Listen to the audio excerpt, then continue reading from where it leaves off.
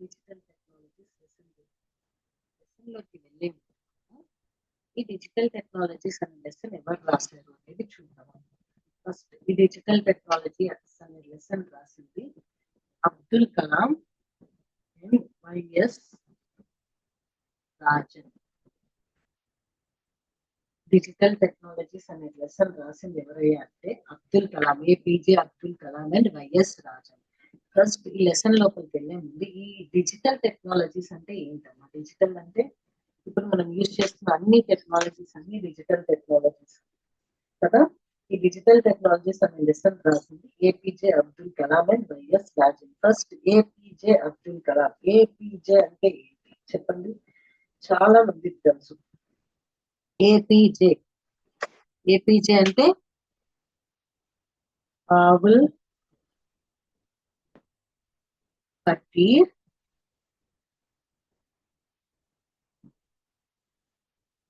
జైనులాబ్దీన్ ఆవుల్ పకీర్ జైనులాబ్దీన్ అబ్దుల్ కలాం. ఇది చాలా మందికి తెలియకపోవచ్చు అమ్మా, కొంతమందికి తెలుసు కూడా. ఈయన ఫుల్ నేమ్ ఏపీజే అంటే ఆవుల్ పకీర్ జైనులాబ్దీన్ అబ్దుల్ కలాం. ఈయన ఎప్పుడు పుట్టాడయ్యా అంటే 15th October 1931 లో పుట్టారు. 27 July 2015 లో చనిపోయారు. He was the 11th president of India. 11th he was the 11th president of India. He was the 11th president of India. Kalam ఎక్కడ పుట్టాడమ్మా? అందరికి తెలిసిన పాయింట్స్ అమ్మాయి, కాకపోతే మర్చిపోయి ఉంటారు, అందుకని రికలెక్ట్ చేస్తున్నా. కలాం ఎక్కడ పుట్టాడమ్మా? రామేశ్వరం. ఇది అబ్దుల్ కలాం పేరు. ఒక పాయింట్. ఎప్పుడు పుట్టాడు, ఎప్పుడు చనిపోయారు, ఈయన ఏం చేశారు, ఈయన ఎక్కడ పుట్టాడు? Rameswaram. He was born in Rameswaram, Tamil Nadu.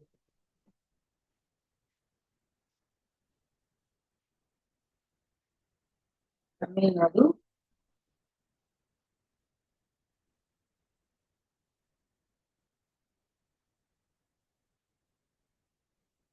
ఏం చదివాడమ్మా?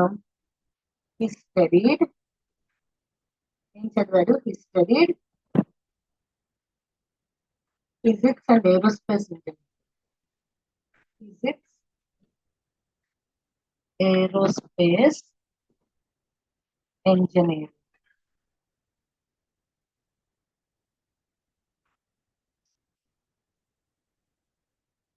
ఈయన ఏమై చనిపోయారు? షిల్లాంగ్ లో ఒక మీటింగ్ ఇస్తున్నప్పుడు కార్డియాక్ అరెస్ట్ అయి చనిపోయారు. ఈ లాస్ట్ పాయింట్ అంత నెసెసిటీ కాదమ్మా, ఊరికే గుర్తు పెట్టుకోండి చాలు. ఓకేనా? ఫస్ట్ ఇది డిజిటల్ టెక్నాలజీస్. ఈ డిజిటల్ టెక్నాలజీస్ అనే లెసన్ రాసింది ఎవరమ్మా? APJ Abdul Kalam and YS Rajan. YS Rajan అంటే యజ్ఞస్వామి సుందర రాజన్. వైఎస్ రాజన్ అంటే యజ్ఞస్వామి సుందర రాజన్. ఫస్ట్ ఈ అబ్దుల్ కలాం గురించి తెలుసుకోండి, తర్వాత ఈ వైఎస్ రాజన్ గురించి చెప్తాను. ఓకేనా? ఫస్ట్ ఈ ఏపీజే అబ్దుల్ కలాం అంటే Avul Pakir Jainulabdeen Abdul Kalam. He was born on 15th October 1930 at Rameshwaram in Tamil Nadu. He studied and brought up in Rameshwaram in Tamil Nadu. He was the 11th president of India. He worked as the 11th president of India. Next, he died. He studied physics and aerospace engineering. He died on 27th July 2050 at Shillong due to cardiac arrest. అర్థమైందమ్మా? Just 5 points. అవి మనకి అనుకూలంగా మనకి నచ్చినట్లు రాసుకోవచ్చు అనమాట. ఓకేనా? చెప్తా చూడండి. Digital technologies return by Avul Pakir Jainulabdeen Abdul Kalam. APJ Abdul Kalam. APJ Abdul Kalam అంటే Avul Pakir Jainulabdeen Abdul Kalam. He was the 15th president. He born on 15th October 1931 at Rameshwaram in Tamil Nadu. He was the 11th president of India. He studied physics and aerospace engineering. He died on 27th July 2015 at Shillong due to cardiac arrest. అర్థమైంది కదమ్మా, ఇవే 5 points. చెప్పండి ఒక్కసారి. Digital technologies written by APJ Abdul Kalam and YS Rajan. About APJ Abdul Kalam, APJ Abdul Patel Zainul Abdul Kalam. He was born on 15th October 1931 at Rameshwaram in Tamil Nadu. He was the 11th President of India. He studied physics and aerospace engineering. He died on 27th July 2015 at Shillong due to cardiac arrest. ఇది APJ Abdul Kalam గారు.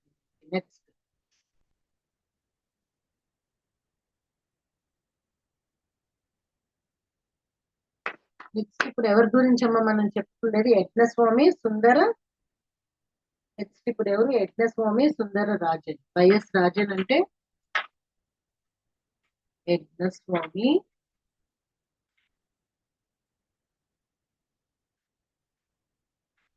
సుందర రాజన్. యజ్ఞస్వామి సుందర రాజన్. ఈయన గురించి చూద్దాం. ఈయన ఎప్పుడు పుట్టాడయ్యా అంటే he was born on 10th April. He was born on 10th April 1943. ఈయన ఎవరు? Indian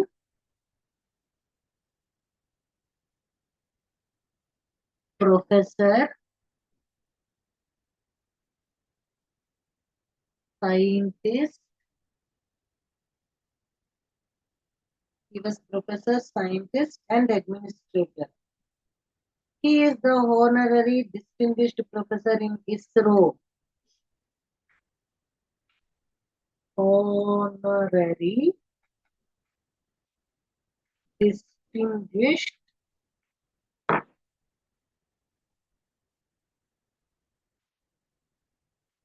professor in ISRO. Next. He had a major contributions to various aspects of management of science, technology and innovation. In 2012, he was awarded Padma Shri for his contribution for science. 2012 Padma Shri for his contribution in science and engineering.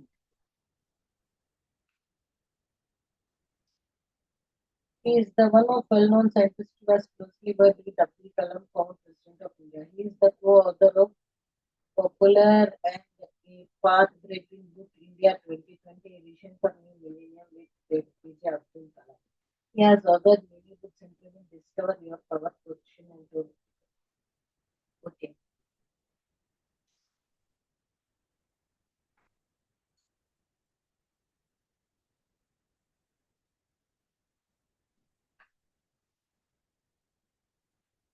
Okay అమ్మా, ఈయన గురించి ఒక 4 points తెలుసుకుందాం మనం. ఓకేనా? Okay. Digital technologies ఎవరు రాశారమ్మా? APJ Abdul Kalam, YS Rajan ఇద్దరు రాశారు. ఇప్పుడు ఇందాక మనం ఏపీజే అబ్దుల్ కలాం గారి గురించి కొన్ని పాయింట్స్ చెప్తున్నాము.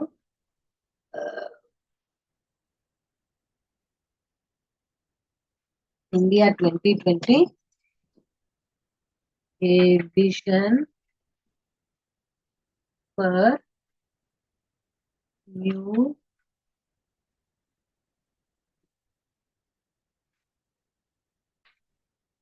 millennium.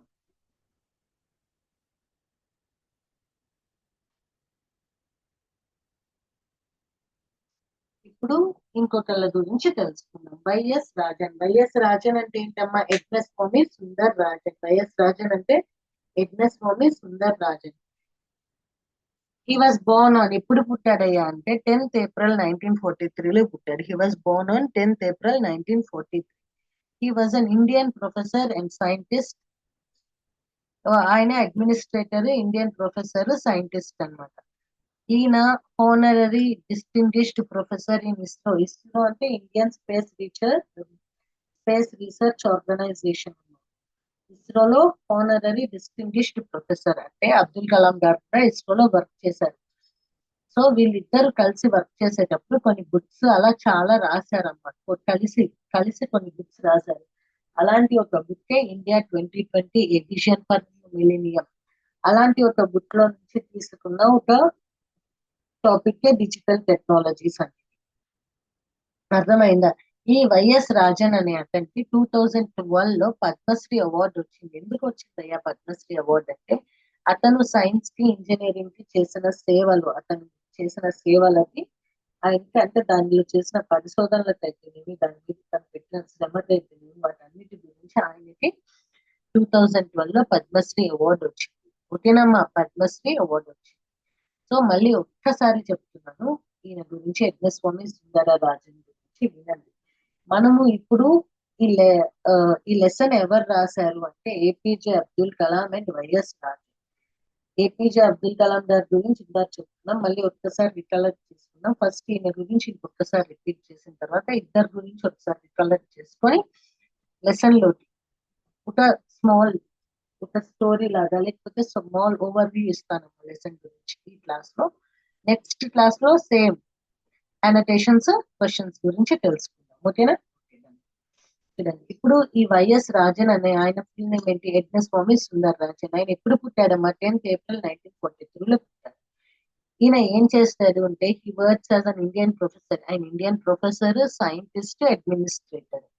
అంతేకాకుండా ఈయన ఇస్రో అంటే ఇండియన్ స్పేస్ రీసెర్చ్ ఆర్గనైజేషన్ లో హోనరరీ డిస్టింగ్విష్డ్ ప్రొఫెసర్, బాగా ప్రసిద్ధిగాంచిన ప్రొఫెసర్.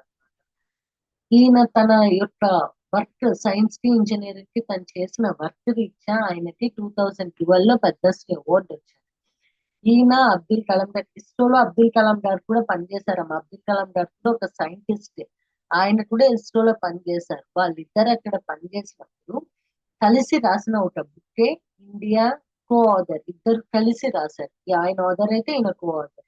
కలిసి రాసిన బుక్కే India 2020 a vision for new millennium. ఆ బుక్ లో నుంచి తీసుకున్న లెసనే ఇప్పుడు మన ఈ డిజిటల్ టెక్నాలజీస్ అనే లెసన్. అర్థమైందమ్మా? ఒక్కసారి మళ్ళీ ఆథర్స్ గురించి చెప్పుకుందాం, తర్వాత లెసన్ లో వెళ్ళిపోదాం. ఓకేనా? ఏపీజే అబ్దుల్ కలాం అంటే ఆవులపట్టి జైనులాబ్దీన్ అబ్దుల్ కలాం. ఆయన ఎప్పుడు పుట్టారయ్యా అంటే 15th అక్టోబర్ 1931 లో పుట్టారు అండ్ 27th జులై 2015 లో చనిపోయారు. He was the 11th president of India.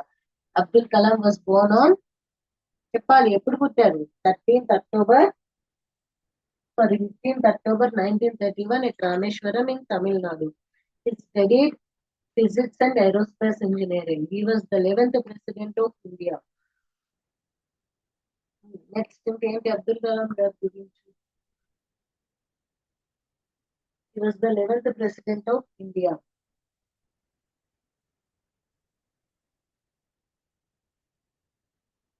He studied physics and aerospace engineering.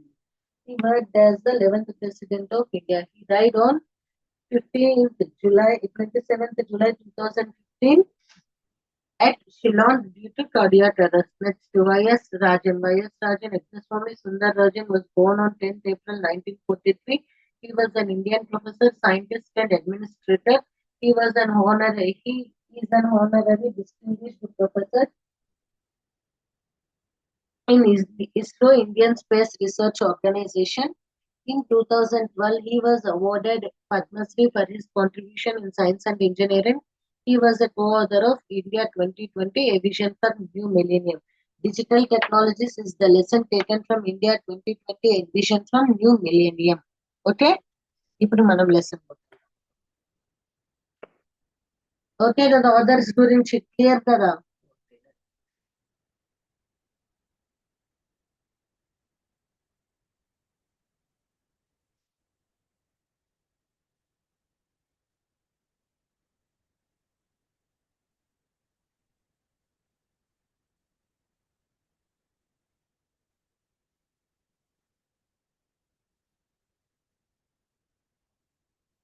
చూడండి lesson. In the coming years, requirements for rapid changes in the skills of large number of people in periods of say 3 to 5 years may become a continuous feature where newer technologies are introduced into the economy. Such rapid changes will occur in all sectors, underlying how agriculture, manufacturing, service sectors are intertwined. In the agricultural sector, there will be better optimization of input resources like seeds, soil conditioning, fertilizers, micronutrient mixes, and pesticides, and so on, as well as changes in overall agricultural management. The agricultural sector may also use information technology much more intensely than it does now, be it in the use of remote sensing through satellites for regular monitoring of crops, soil conditioning, water resources, and for better weather forecasting through satellites and ground drone systems, or in use for the modern communication to be closer in touch with the old and new markets.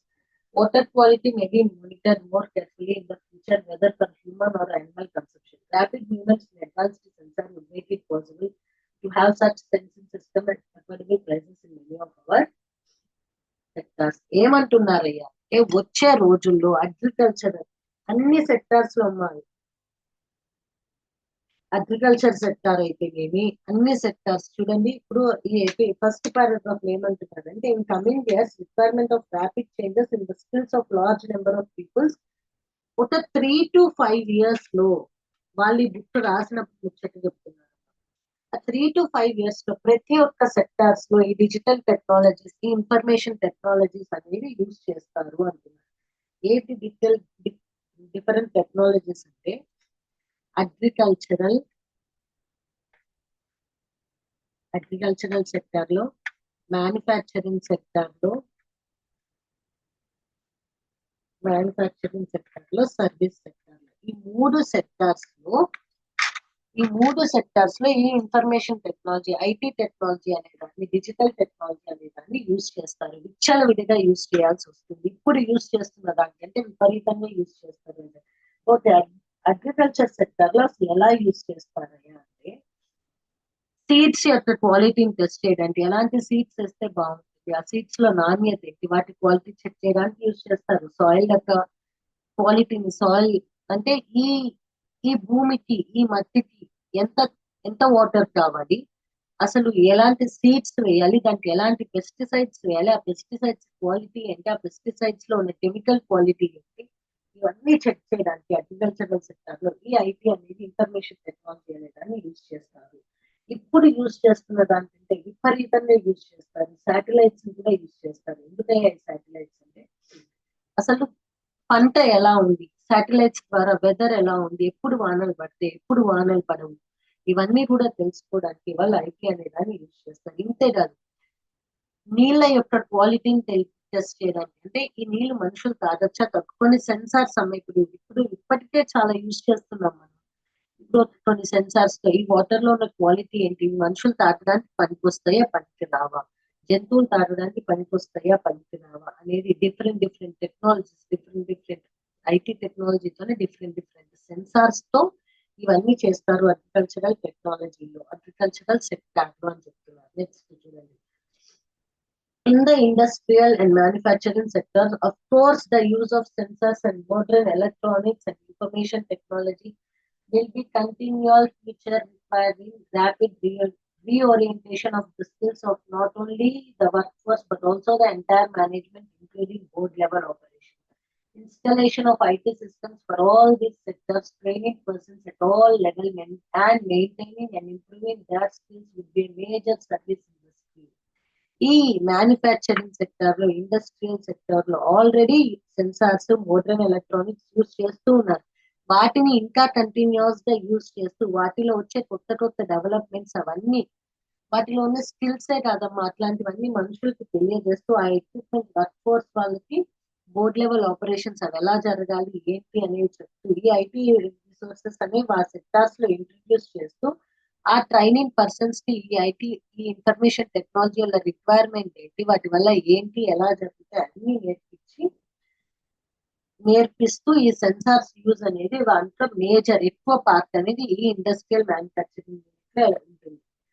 Despite voluminous growth in the banking and insurance sector, processing and transactions have been carried out by largely manually. A national network of banking and insurance business has to emerge. This lack has adversely affected the efficiency and is a major cause of high rates of charge for financial services. The introduction of IT for various operations at the earliest has become necessity. This means use of computer for near total electronic data management and the use of telecommunication and multimedia adopting a total system approach. Some modern technologies like automatic teller machines, automatic check cleaning system, telephonic banking, credit cards, and electronic fund transfer are being introduced in a small way and will be relevant in most of the banks in the coming years. So super అమ్మ. ఇక్కడ చెప్పిన points చూడండి.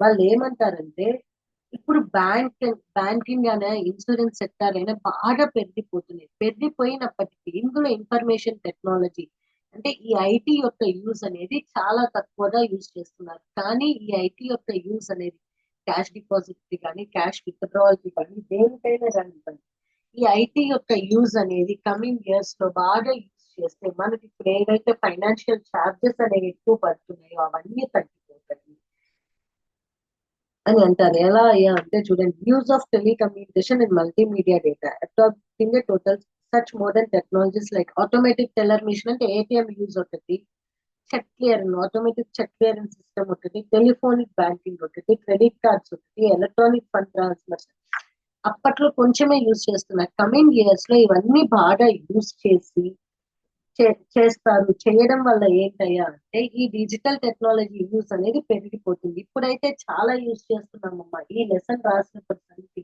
రాసినప్పుడు 2020 అంటే almost 5 years back. So రాసినప్పటి సంగతి చెప్తున్నారు. The Bombay and national stock exchange have recently adopted screen-based trading. At the lower end of banking, that is rural banking, many of these technologies may not have relevance except for the well-being.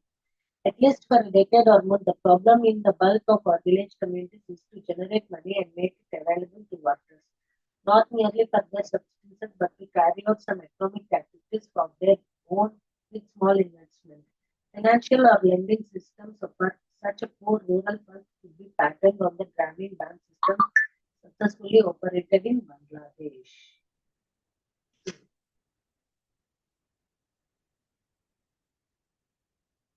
So ఏం చెప్తున్నారు అంటే ఈ manufacturing sector లో banking sector, service అంటే banking sector, ఈ banking sector లో ఈ digital technology అనేది చాలా తక్కువగా యూజ్ చేస్తున్నారు. ఈ డిజిటల్ టెక్నాలజీ అనేది అంటే ఏటీఎం, ఈ ఆన్లైన్ ట్రాన్సాక్షన్స్ ఇవన్నీ చాలా బాగా యూజ్ చేయాలి. కమింగ్ 5 to 10 years లో ఇవన్నీ బాగా యూజ్ చేయడం వల్ల చాలా బెనిఫిట్స్ ఉంటాయి. ఈ మన మీద పడే ఫినాన్షియల్ బర్డెన్ అనేది తగ్గుతుంది. ఇంకా వచ్చేటప్పటికి గ్రామీణ బ్యాంక్స్ లో దీని యొక్క ఈ ఇన్ఫర్మేషన్ టెక్నాలజీ యొక్క యూజ్ అనేది చాలా తక్కువగా ఉంటుంది. ఎందుకంటే అక్కడ పీపుల్ వాళ్ళు ఈ ఆన్లైన్ ట్రాన్సాక్షన్స్ ఇవన్నీ చేయాలి అంటే వాళ్ళు బాగా రీచ్ అయి ఉండాలి అనుకుంటారు. కాదమ్మా, అది అసలు కాదు. ప్రతి ఒక్కళ్ళు అక్కడ వాళ్ళు ఏంటి డబ్బులు సంపాదించుకోవాలి, వాళ్ళకున్న వర్కర్స్ కి బై క్యాష్ అమౌంట్ ఇవ్వాలి, ఇదే ఉంటారు. కానీ అక్కడ కూడా ఈ ఆన్లైన్ సిస్టమ్ అనేది ఇంప్లిమెంట్ చేయాలి. చేయడం వల్ల చాలా బెనిఫిట్స్ ఉంటాయి అంటారు. అలాంటి ఒక సిస్టమ్ అనేది బంగ్లాదేశ్ లో అడాప్ట్ అయ్యింది అంటారు. ఫైనల్లీ డిజిటల్ టెక్నాలజీ స్కీమ్ ఏంటి అంటే could make use of sensor. మీరు ఏమంటారంటే ప్రతి ఒక్క ఫీల్డ్, అగ్రికల్చర్ కానివ్వండి, మ్యానుఫ్యాక్చర్ కానివ్వండి, సర్వీస్ సెక్టర్ లో కానివ్వండి, చూడండి, increased use of information technology and digital skills in the future for the development of economy of the country. ఈ డిజిటల్ టెక్నాలజీస్ అనేది యూజ్ చేయడం వల్ల అన్ని సెక్టార్స్ లో కంట్రీ యొక్క ఎకనామీ అనేది పెరుగుతుంది. లేబర్ ఛార్జెస్ అనేవి తగ్గుతాయమ్మా. చూడండి ఎలా అంటే the sector like agriculture industry to make use of sensors, modern electronics and information technology. ఈ అగ్రికల్చర్ సెక్టర్ కూడా ఇవన్నీ యూజ్ చేయొచ్చు. ఎందుకు యూజ్ చేయొచ్చు అని చెప్పాను.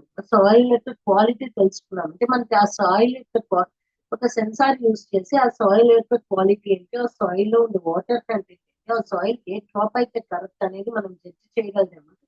కరెక్ట్ గా అదే క్రాప్ వేసుకుంటామమ్మా, అదే పంట వేస్తాం. ఆ పంట వేయడం వల్ల ఏంటి అవుట్పుట్ అనేది, ఆ పంట యొక్క ఉత్పత్తి అనేది కరెక్ట్ గా వస్తుంది. కరెక్ట్ గా వచ్చినప్పుడు ఆ పంటని మనం కరెక్ట్ గా అమ్మడము ఇట్లా చేసుకుంటాం వల్ల ఏమవుతుంది, కరెక్ట్ ఫినాన్షియల్ గా వస్తుంది. ఇప్పుడు ఈ ఒక ల్యాండ్ ఉందనుకుందామన్నా, ఇక్కడ ఒక ల్యాండ్ ఉన్నది. ఈ ల్యాండ్ కి రైసే వేయాలి, వరి పంట వేయాలి. ఈ వరి పంట వేయాలి అన్నప్పుడు అక్కడ వరి కాకుండా పత్తి వేసామనుకోండి, కానీ ఆ సాయిల్ లో పత్తి వేస్తే లాస్ వస్తుంది, అది మనకి తెలియదు. అదే ఒక సెన్సార్ ఉందనుకోండి, ఆ సెన్సార్ ద్వారా మనకి తెలుస్తుంది, ఓహో ఈ సాయిల్ పరిస్థితి అది, కండిషన్ ఇది, డ్రై సాయిలా, వెట్ సాయిలా, మాయిస్ట్ సాయిల్, బంజరు భూమా, పంట భూమా అన్ని తెలుస్తాయి కదా. తెలియడం వల్ల దానికి తగ్గట్టు పంట వేసుకుంటాం. అలానే మ్యానుఫ్యాక్చరింగ్ సెక్టర్ లో కూడా ఐటీ టెక్నాలజీ యూజ్ చేయడం వల్ల చాలా బెనిఫిట్స్ ఉంటాయి. ఎట్లా అయ్యా అంటే,